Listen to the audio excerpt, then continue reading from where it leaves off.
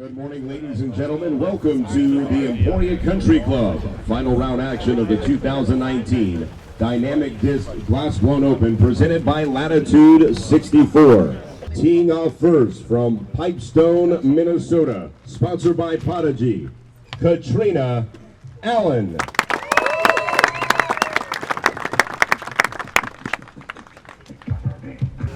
So you need another one, Brian? Yeah. Do you have one? If not, I have over the top of Jerry's bed, okay. like the couch. There's a little bin on the right, and there's a plastic bin in there. It should have extra earpieces. Cool. Thank you. All right, what was I doing? I'm trying to remember. It's hard to really say what happens in a typical day of coverage for us because it can get so crazy and so many things can happen. But on this particular day, on Saturday for the final round of GBO, we're getting ready, and I think I woke up like at 6:30 to do commentary for MPO Chase Card. I like it. Thomas playing that turn. A little bit short and right. So we had my brother Chris, we had Mo, and we had Brian teeing off at 8 o'clock with FPO. So they're coming in, they're getting all their cameras ready, they're getting all their batteries ready and their cards and making sure they're all good to go. That's while the MPO Chase Card commentary was going. So they're kind of like having to be quiet and come in there. And so this room has just got so much going on at all times with people coming in and out. And then we come around to 9 o'clock for BigSexy's commentary. Doing commentary for Jomez has been fantastic. I think it's changed over the years as they add more features and more graphics and more equipment to where our setup is getting so much more professional, which makes it even more fun for us. But doing commentary has been one of the most important steps my career has taken, I think, being able to become known as, us together being known as like the voice of disc golf. Fantastic for both of our brands, and I'd like to think fantastic for Jomez as well. Nate and Jerm do their thing, and I just love just sitting and listening to them. And then Michael by now has come in and starts working on the editing, and probably about 9:30 or 10, we have the cards coming in. Like I mentioned, our card runner bringing the cards in from the front nine FPO. So then they come in, and that allows Michael to start working. So then that footage comes in, and then he starts cutting. So basically we imported all the clips from all the cameras to the front nine, and I just made a multicam sequence so it lines everything perfectly with the time code. So basically from here on out, all I have to do is just trim all these clips up, basically cut out all the junk. That's all. He starts cutting the raw footage, and then the crew is still going. The crew that's out there is still doing the back nine. So, between all that happening and me still facilitating the commentary at BigSexy, there's just always something going on. And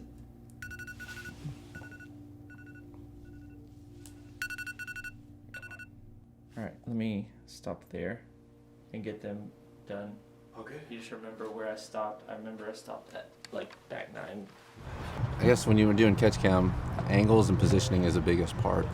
You want to see that shot, obviously when they're releasing it, but where it's going to land, and sometimes you're the only eyes for where that disc is going, whether it's over a hill or whether it's going OB or whether it's parked.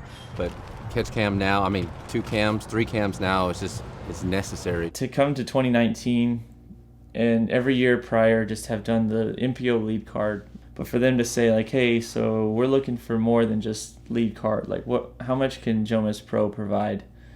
And so we said, all right, well here's some options. We'll do the MPO lead card, and this is what it looks like. We can do MPO lead and chase, and this is what it looks like, and we can do MPO lead and chase and FPO lead card, and this is what it would look like. And they basically like pretty instantly just said, all right, there you go, let's do that. We'll take MPO 1, 2, and FPO 1. And we were like, wow, like we'd never done that before, but we pitched it as like, this is what we would need to make that happen because no one's ever just given us the budget to do that. We had just in 2018 for the first time done 2 cards a day, like MPO 1 and FPO 1. And then by the end of it in October in 2018 at USDGC, we had the opportunity to do 2 crews simultaneous. So MPO lead and chase, which required the most people we'd ever hired. And then now we're going to step it up again at the Glass Blown Open. And so that was really exciting because this tournament does mean a lot to me. It means a lot to all of us that have been on the crew and keep coming back every year. our crew is on the FPO lead card, and they're coming around the back 9, and now we're starting to look at the timing because it's starting to look like it's going to get a little tight, where maybe that crew isn't going to have enough time to get from hole 18 and got to get back over to hole 1 for the start of the MPO chase card. Well, then it's coming down the stretch, and there's looking like there might be a playoff on the FPO side between Paige Pierce and Katrina Allen.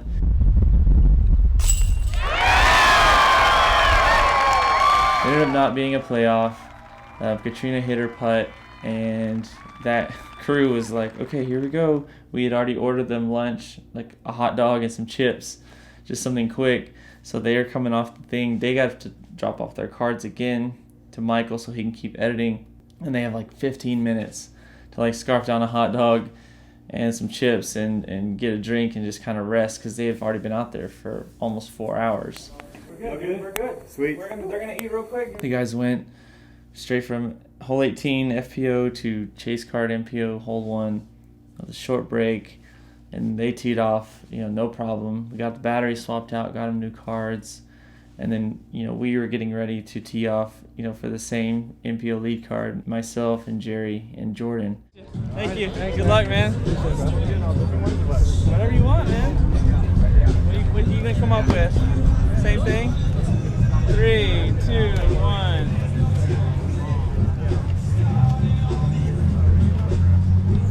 Gotcha. Yeah, so then you peek back in the room, and Michael's editing the FPO commentary that we recorded the night before with Paige and Zoe, getting that ready, rendering it, uploading it. Then we just got done with all the MPO commentaries, lead and chase, so Michael's got to find time between cutting the raw footage of the round that just came in with the FPO round 4. He's still got to do editing the commentary from MPO round 3, lead and chase. So it's just an insane amount of work. I haven't even mentioned that all those cards that just took off MPO lead and chase final round, once they hit hole 9, there's going to be more cards coming back into him. He's going to have 2 cards worth of footage coming right back at him while he's trying to get all this other stuff done from the day before. Just round the clock. It's insane. Him and Ryan are just working like madmen just to stay focused and stay on top of it. Juan's back in here. He's doing the thumbnails and he's pulling clips from highlights and from the commentary camera, all the while keeping an eye on the scorecard so he can go back out there and take photos of the final holes. It's insane how much stuff is really going on behind the scenes that people don't even realize. We finally get through the final putts on the MPO side and get our winner there, and we got to turn those cards in right away because they're still working. And then this day is different than the rest because we have the GBO block party, which is like the biggest party in disc golf basically. And that's where we, for probably 3 or 4 years now, have been vendors. I always rewatch it probably 4, 5, 6 different times. Thank you. I appreciate that. I'm glad it has that replayability. Honestly, it's my nightly tradition. I get off of work at 1 in the morning. I come home at around 2, and I watch Jomez until I fall asleep. That's all. I appreciate that. Oh, I love it. That means a lot. Appreciate it. And then we had the BigSexy release party and the signing, and so Nate and Jerem came, and we had all their new batch of discs, and people wanted to come out and support them, and of course people love to come out and hang out with those guys, and they're so cool to just take time out of their days and not just do commentary, not be a player, but also come and to sign some discs for these people that are just huge fans of theirs. Oh, let's do one more. Damn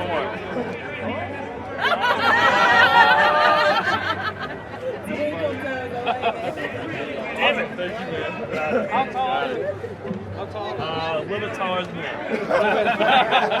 We even have people that are fans of ours. It's really cool to even be in this position, but people will come and want to buy discs from us, and then they want to get signatures, from the whole crew and stuff. And that's what's so cool about and unique about being in disc golf media is I can't think of any other sport where the people are that appreciative of the people that film their favorite sport and their favorite players. They really do appreciate that what we do, and we work as hard as we do to provide this content for free to them on YouTube. It's just so unique because we get people all the time coming up to us and telling us how much they appreciate it. And I know how unique of a position that is, and I do not take that for granted. And I know how special it is to have that. And we're going to do everything we can to keep growing it and just keep providing that entertainment value for the fans, and just keep showing them, you know, how big disc golf can be.